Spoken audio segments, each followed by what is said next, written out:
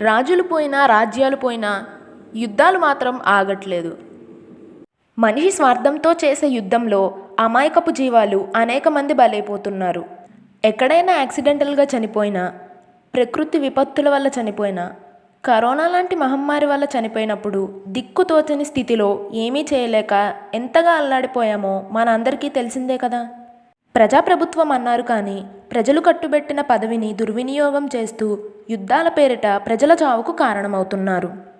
ఎవరు కోరుకున్నారు ఈ యుద్ధాన్ని? ప్రజలా?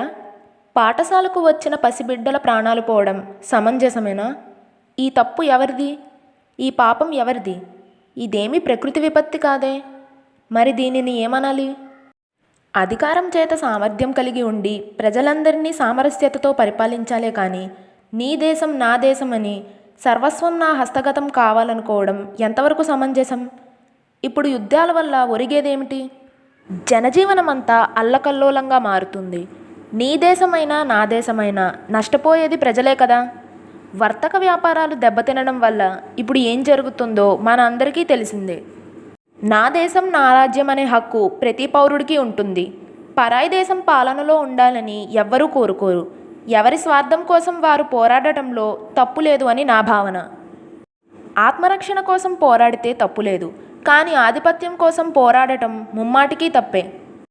నాణానికి రెండు వైపులా అన్నట్టు ఓవైపు శాంతి కాముకులమని చెప్పుకుంటూనే మరోవైపు దారుణ మారణకాండకు కారణమవుతున్న ఈ పరిస్థితి ఎప్పటికి మారుతుంది?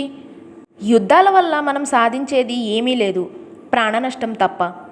దేశాల మధ్య పరస్పర సహకారం ఎంత అవసరమో నేటి మన దేశ పరిస్థితి తెలియజేస్తుంది. జరిగిన నష్టం పూడ్చాలంటే ఎంతకాలం పడుతుందో అంచనా కూడా వేయలేం. ఇకపైన యుద్ధం ఆగాలని కోరుకుంటూ వేడుకుంటున్న ప్రజా మనసు. దీనిపై మీ అభిప్రాయం కామెంట్లో తెలియజేయండి.